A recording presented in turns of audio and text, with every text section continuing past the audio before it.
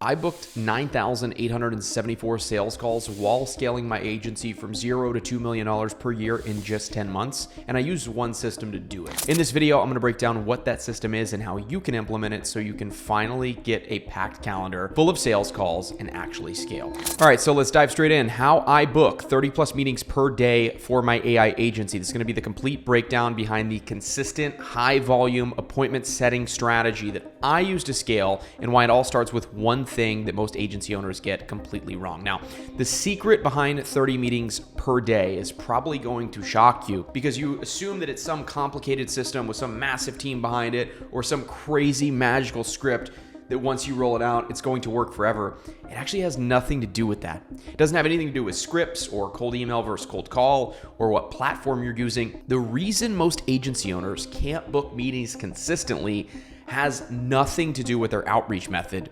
It's not their DM script. Again, it's not cold email. It's not cold calling. It's not ads. It's not the platform. It's their offer. And once I actually understood this, literally everything changed. And it wasn't until I understood this that I was able to schedule 30 plus sales calls per day. So let's talk about the root of the problem. It's a very simple exercise to go ahead and ask yourself, why don't I have enough clients? Well, the first reason is because you don't have enough sales calls. This is a surface level answer. Well, from there, you assume that you don't have enough sales calls because your outreach isn't working. Well, the thing is, most people actually stop there. So they actually give a false diagnosis. What they do is they write a new script, they switch from cold email to Instagram DMs, they try a new niche. Even worse, some of you, to start to spend money on ads. When nothing is actually working, you decide maybe ads will work. So you actually put some money into it, but nothing actually changes. You know, it's not working already, so you literally do more of what's not working. But the real answer is the offer. Because a weak offer makes every outreach method feel broken. A strong offer makes almost any platform work. And I validated this because successful agency owners, they've scaled using ads, cold email, cold calls, YouTube, LinkedIn, Instagram. I know people and I've had clients who get deals by events. They literally just go set up a booth at an event and get tons of clients. So there's completely different methods that seven-figure agencies have used to get there. And of course, to get the seven figures, you have to schedule a lot of appointments. So how did they do it? It wasn't the platform because they all use different platforms.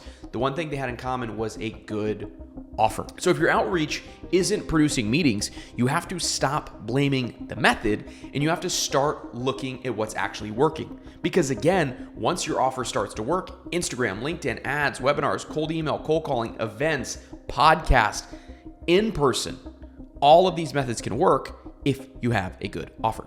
So let's talk about what a good offer actually is, because I feel like most people have a completely broken fallacy of what a good offer actually is. A lot of people have read the Purple Book and they think because of that, they're going to be able to make the best offer ever. And they implemented a few of the things in the Purple Book, and that means they're good to go ahead and start outreach. But a framework that I learned from studying Russell Brunson, who is literally, in my opinion, one of the greatest internet marketers alive, he does this thing called the whiteboard dream. So he starts with the whiteboard dream, he works backwards from there, and then he figures out what's the best offer possible. So what he does is actually starts by whiteboarding the best possible offer he can make. So he does this with a whiteboard. You could obviously do it on a Google Doc or a piece of paper. No limits. So you don't even have to worry about what's feasible yet. Like, don't let the objection of we couldn't fulfill that or that's impossible. It doesn't matter in this stage. But basically what you're going to do is work backwards until you land on the offer that is actually deliverable, something that you can actually deliver that's still really good. So as an example, the dream offer that you might start with is an example for me.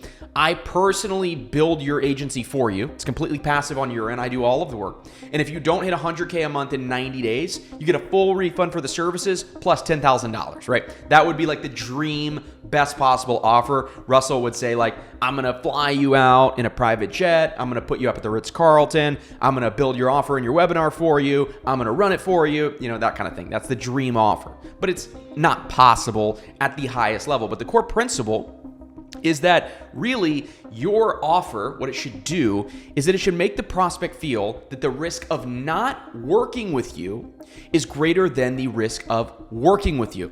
So the problem that a lot of you guys have right now is if you're objective and if you're honest with yourself and you ask, what is a bigger risk for the prospects that I speak to on a daily basis or the prospects that I outreach to? Is it a bigger risk to keep doing what they're doing now? Or is it a bigger risk to just go ahead and work with me and use my services? Well, for most agency owners, if we're being objective and we're being honest, for most prospects, it is a bigger risk for them to buy their offer because their offer doesn't really promise much. It doesn't promise any real outcomes. They're scared to guarantee anything or promise anything. So what ends up happening is prospects see working with you as this massive risk. But at my agency, the way we scaled from $0 to $2 million per year is we made the offer so easy to say yes to that the prospect literally saw bigger risk in continuing to do what they were doing at the moment to get clients than it was to just go ahead and work with us and pay us $2,500 a month.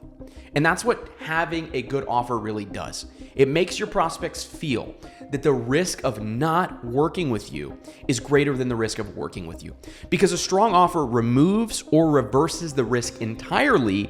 And for that reason, the prospect never feels like their money or their reputation is on the line. And a good offer really operates on two axes simultaneously. We call this a hybrid offer at agencyclients.com. It adds what they want and it removes what they don't want. So think about it in this way. The best offer somebody could give me right now is a big carton of Ben & Jerry's ice cream. I love Ben & Jerry's ice cream, specifically the half-baked variety. Somebody could bring me a big carton of half-baked ice cream. It's what I really, really want. And if they could give me the promise that it wouldn't do anything to my health, or I wouldn't have any bad side effects from it, and it would be the same as eating broccoli, that would be the best offer possible that someone could give me right now. It would give me all of the things that I want, and it would take away all of the things that I don't want. And so your offer as an agency owner has to do this. It has to add something that they want and has to remove something that they don't. So as an example, the addition can be new clients, more revenue, more time. The removal can be effort, stress, complexity. As an example for us, what we did in generating leads, doing all of the follow-up and then scheduling booked appointments on the calendar for our clients, we gave them what they want, qualified, ready to go leads, while saving them what they didn't want. A lot of money, a lot of time spent, a lot of effort spent chasing down leads themselves. So because of that, that hybrid offer was literally, by not doing it, they were taking a bigger risk than they were with doing it. And of course, we had the risk reversal as well. Because when you nail both sides of that equation, the offer literally sells itself. And when the offer sells itself, booking meetings gets drastically easier because you're not convincing anyone of anything. You're just making sure the right people hear it. You know, with my sales calls, by the way, if you want to see 10 sales call recordings, you can watch me close over $100,000 of AI agency deals. You can DM me on Instagram at John Danes Sales Vault. You just DM me that keyword and I'll send it over for free.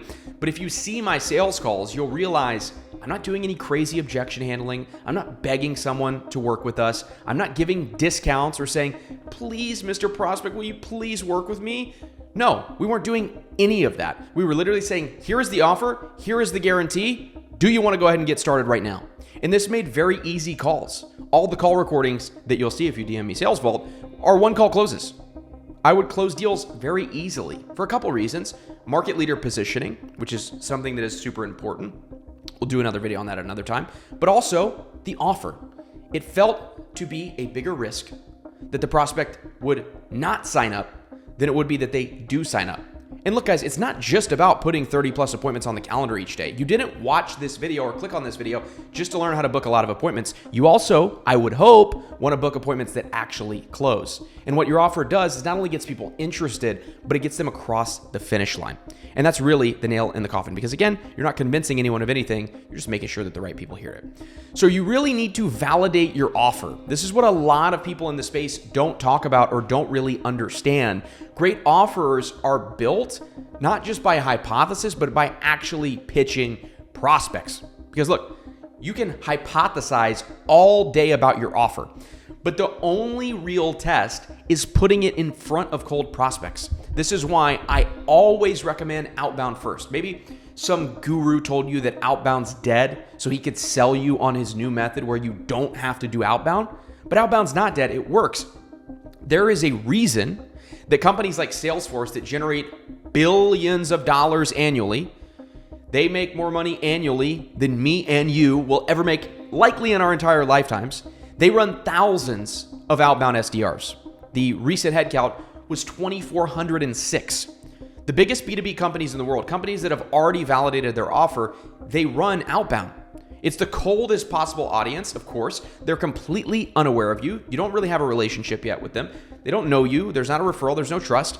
So when you can take someone from completely unaware to interested, you know the offer is working. And once you validate it with outbound, you know your offer is working. You can do more outbound, as the top dogs in the space are doing, 2,400 SDRs at Salesforce. And they can just rinse and repeat and do more and more and more and more. Because you've proven that your offer works, thus outbound works. Why not at that point just do more outbound? So we call this the offer validation engine. The first thing you're gonna do is send outbound. From there, you're gonna book sales calls. You're gonna listen to the prospects and what they want and figure out what patterns are happening, maybe what changes can you make to the offer. And then from there, you refine the offer, you make it better, and you do more outbound. This is how you validate the offer. This is how you can ever even get in the position where you can book 30 plus sales calls per day. Because unless you have a, let's say, 10-person SDR team, you're probably gonna have to turn on ads at some point. The biggest way, just to get tactical for a second, that I was able to load up my calendar and my sales team's calendar was turning on ads. But if your offer is not validated, you're going to turn on ads and you're going to waste a bunch of money. If you want to put 30 calls on the calendar per day and your offer is not very good and your cost to book an appointment is, let's say, $150, that's $4,500 a day that you will be spending on ads to fill your calendar. It's not feasible for most people. Most people can't make the math work on that. So what you have to do is you have to validate that offer so you can get absolutely any platform working. Sales calls are your market research. You have to understand this. Most agency owners treat sales calls like a transaction when they should be treating them like a study. Every time you have a sales call, you are getting a free lesson in your prospects and what they actually want. When you're on a call, you are there to close. That is your first priority. But you're also there to learn, because everything you learn is going to make it easier for you to close in the future. Not only is it going to make it easier for you to close, it's going to be easier to put appointments on the calendar. The way I always thought about this is marketing, in the sense, is outbound or advertisements or events or whatever platform you're using. That's your marketing. Even if it's not technically marketing because it's outbound, let's say, that is your marketing. That is how you present your offer one to many. Sales is how you present your offer one to one. So this is why a lot of good marketers are also good at sales, because it's a very similar skill. The things you're going to learn on a sales call are also going to be the things that you're going to be able to use in your marketing, in your offer, and in future sales calls to make the offer more compelling. So when you're on these calls, I want you to get competitive intel. I want you to understand, what are the other companies out there? Who are your prospects actually working with now? Who have they worked with in the past? Why did they choose them? And then I would just go ahead and funnel hack every single one of those competitors so you can figure out what are their offers? What pain points did they speak about in their marketing? How do they do things differently? From there, you're also going to understand pain points. Like, what do your prospects hate about their business? What consumes the most of their time? How can you remove that from their business? How can you make their lives easier? We don't know how we're going to make someone's life easier if we don't know what's currently making their life hard. We don't know what we can remove yet if we don't know what the problem is. You're also going to learn about their past attempts. So like, how do your prospects currently get clients? What have they tried in the past that doesn't work? And also, what attracts them to the current methods that they use? When I worked with realtors, as an example, they were referral only for the most part. They loved referrals because they were easy to close, but they wouldn't get them very frequently. So what we were able to do was present our offer in a way where we would say, hey, we're not going to interrupt any of the referrals that you're getting. Those are great. They're free. You're going to continue to get them. But we're going to be able to add some consistency and some predictability in your business that you don't currently have. Do you think that worked? Of course it worked, because they're going to continue to get what they're getting now, the referrals, but we're also going to add that consistency that they don't currently have. If I didn't know how they got clients, I would never even be able to say that, either in the marketing or in the sales process. And then I also want you to learn about their desired outcomes. What do they want? What does success look like to them? What are they motivated by? I'm always surprised how people can work with one type of client and simultaneously know nothing about those clients. You don't know what motivates your clients. You don't know what keeps your clients up at night. You don't know what their biggest fears about their businesses are. You don't know their goals for their business. You don't know if they want to bring in a team. You don't know if they want to stay small. You don't know if they're more motivated by money or freedom. These are all important things that, by the way, are not rocket science to figure out. I could understand if you had to go read a big, thick book to figure this out. You learn this on sales calls. You will be able to figure out and learn about prospects on sales calls. And you can take all of these things and improve your offer, by default, improving your marketing, and then from there, improving your sales. If you're paying attention, and you're really paying attention, not just waiting for your turn to pitch, you will start to pick up on patterns. And your prospects, again, will literally tell you what the best version of your offer should be. I made changes all the time, even if it was minor things, just from what I would pick up from clients. So look, this is why, by the way, the best offers come from lived experience. So this is why, the best offers in the world, they're normally built by people who were once their own customer or who at once had the problem that they solve. So Close.com is a very popular CRM. Steli Efti, the founder, he built it for internal sales teams first. So he actually had a sales team. None of the CRM that they had was actually working. So they brought developers in-house. They built Close.com and they were like, wow, this is actually a better business model and it solves a bigger problem than the current business that we're in. Then they just sold that solution. You look at somebody like Alex Hormozi, his first company being Gym Launch. Some of the newbies in the space might not really remember Gym Launch when he was running it, but he was a struggling gym owner before he ever launched Gym Launch. He didn't need to research gym owners and understand what all their problems were because he was one. And agency clients, for myself, I built a 7-figure agency from zero. I personally took, when we say 4,000, I personally took over 4,000 sales calls. We booked close to 10,000, but of course I had a sales team. I couldn't take all those calls by myself. Personally took 4,000 calls. I dealt with churn. I dealt with bad hires. I dealt with fulfillment breaking at scale. And I didn't learn it in a course or coaching program. I lived it. You may not be your own customer yet, like we were at Agency Clients, but of course, my agency that I scaled with real estate agents, I was not a real estate agent. I never was. I had a little bit of experience in that field, but I never was licensed. I never sold a home before. And that's what the calls are for. And really, there is no faster way to get momentum early on. And the reason this is so effective, because I've said this many times and I'm going to say it again just to really drive this point home. When you improve your offer, by default, your marketing improves and your sales improve. It is easier to market and sell a good offer than it is a bad one. And you can learn how to create the best possible offer through Outbound. This is why all of the agency owners that I've worked with and that I've just seen in their own experience who reach 20 to 30K a month consistently, almost all of them get there via Outbound first because they validate the offer, they learn the market, they actually understand who they're working with, then they turn on ads, then they pour gasoline on the fire. So it's really important to actually know where you are, because you might actually be misdiagnosing the exact problem of Outbound. You might actually think you have a good offer, but a good way to know, a good litmus test is if you're under 10 clients right now, if you haven't closed 10 clients on your current offer, it's your offer, okay? If your Outbound isn't working and you haven't closed at least 10 clients yet, it is your offer, full stop. If you had a good offer, you would already have more than 10 clients. Just gonna be completely honest with you. You don't need to touch your scripts. You don't need to switch platforms. You definitely, please, if you take only one thing from this video, take this. You don't need to turn on ads. Please don't do that. It's financially irresponsible. You need to fix your offer. If you have 10 plus clients already on your current offer, it is likely your script. So your offer has been validated, the market's spoken, you know that you have a good offer. It's now just a scripting problem. So it's your messaging, it's your hooks, it's your opening lines. They need work. It might be your platform. It might be the way that you're presenting the offer. It could also, guys, be volume. You literally just might not be sending enough volume, especially if you're doing social media outreach as an example. It literally might be volume. If you have 10 plus clients and your script is converting, then you need to scale. You need more setters, you need more platforms, you need more accounts, you need more email addresses, you need more social media accounts. You just need to do more volume and scale. If you're booking 10 calls a week and you're sending, let's say, 1,000 outreaches per week, you need to figure out how to send 5,000 and scale the volume. So the sequence is really important. This is why it's important to diagnose where you're currently at. Offers first, scripting second, scale third. Most people try to skip straight to scaling, which is really why nothing works.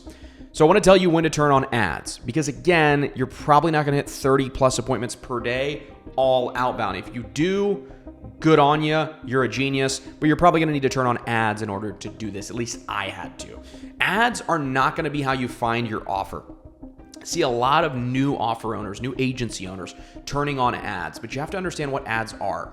Ads are the fuel you add to the fire that's already burning. If you turn on ads too early, before your offer is validated and before anyone in your market actually trusts you, what's going to happen is you're going to burn through your budget and wonder why nothing is converting. You could literally rip off competitors' ads, rip off their funnels, rip off their VSL even, but if your offer isn't validated, it's not going to work. You need to turn them on at the right time, when you know the niche wants what you sell, when you have some proof, and when the only real problem is volume. That's when your results are completely different. So for me personally, I maintain a 10x plus ROI on my paid ads. The reason I did that was because I knew my offer was good. I know all I needed to do was put more eyeballs onto my offer and I was going to be good. A specific ad, one that we ran for over a year, generated over $1 million in contract value. It wasn't just luck, it was the fact that we had a validated offer, a trusted brand, Outbound had already been proven to work, our sales process was already working.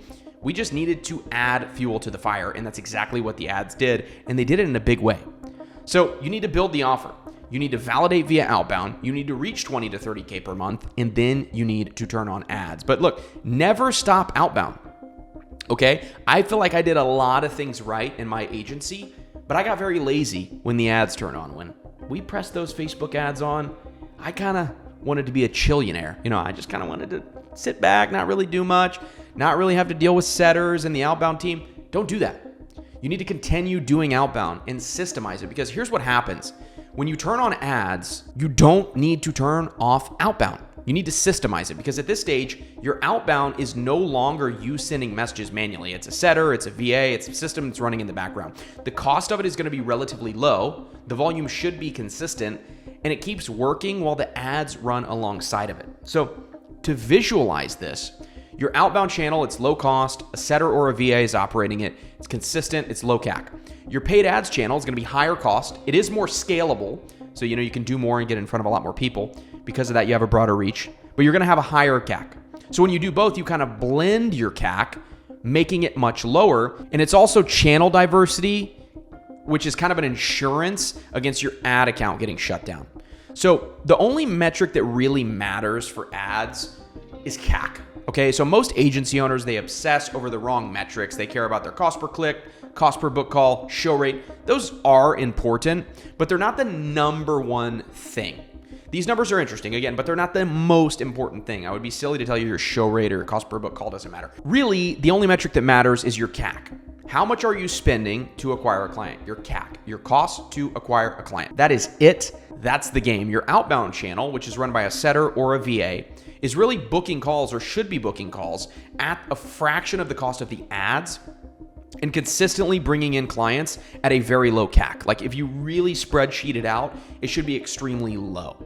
And that low CAC is going to offset the higher CAC from paid ads, bringing you a blended cost to acquire a customer down across the whole business. So the smart agency owners, they blend them and they manage one number, which is the blended CAC across all channels. Now, I said that I got lazy and I turned Outbound off. That was because we had a very good offer with a very good sales process and very strong market leadership positioning in the market. So I always had a low CAC. So I wasn't necessarily focused on trying to get my CAC even lower because it was already low. I was happy with it. I just wanted to spend more money on ads. But you can achieve even lower cost to acquire a client if you keep the Outbound running and kind of blend that CAC.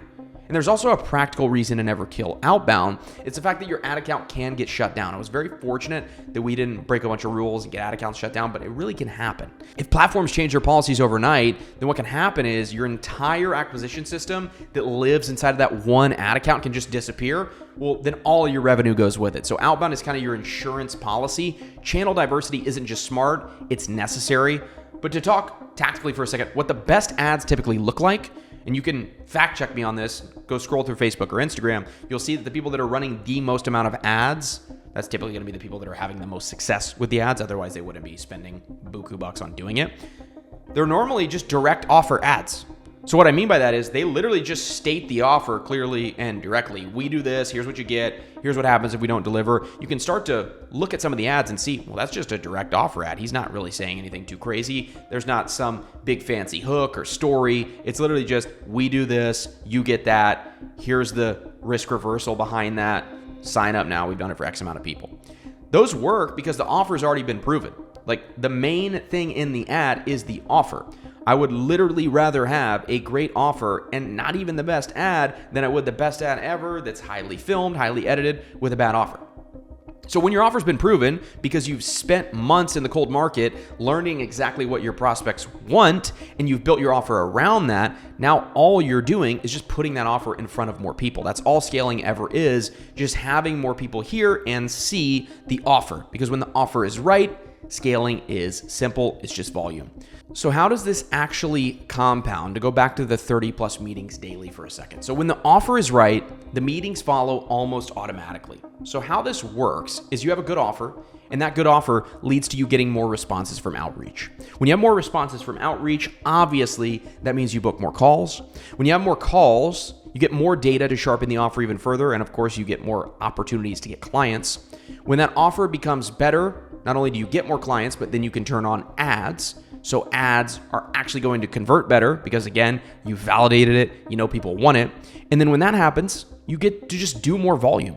When ads are working, you scale the ads. Obviously, the offer is working, so you can scale the outbound, which means more clients and compounding growth. And you really create this beautiful flywheel for yourself where you continue to get clients, you continue to scale, you create more cash flow, but also as you work with more clients, you validate the offer even more, you get case studies, and you learn more about the market so you can continue to improve the offer over and over and over again. And this really becomes super overpowered because at that point, 30 meetings a day is not a stretch. You could actually go a lot further than just 30 meetings per day because it's really just math working the way it's supposed to. When your offer is validated, the only variable left is how many people actually hear it, because scaling really becomes a distribution problem, not necessarily a convincing problem. So the agency clients approach, when I work one-on-one with an agency owner, the very first thing we build for that client is their hybrid offer. Before they start outreach, before they start ads, before they start anything, even fulfillment, we start with the hybrid offer.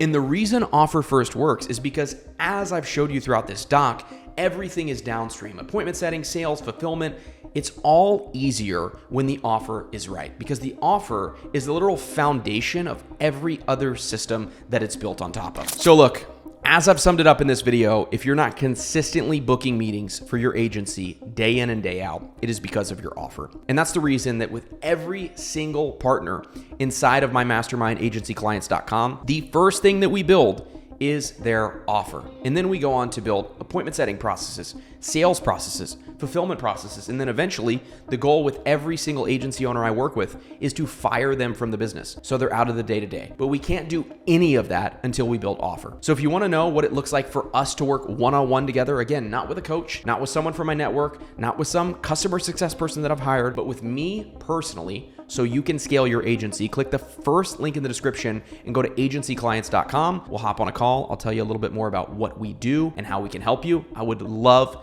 to help you scale and really just implement the exact system into your agency, whether you're brand new and just getting started or whether you've hit a little bit of a roadblock and you're having trouble acquiring clients. I'm going to implement the exact system into your agency that I use to scale from $0 to $2 million per year in just 10 months. And I'll give you a little hint. It's a lot easier now with AI if you have the right guidance. So the first link in the description, agencyclients.com. I hope you enjoyed today's video. I love you lots. I will see you in the next one. Do all the YouTube stuff, like, comment, subscribe. I'll see you in the next one. Peace.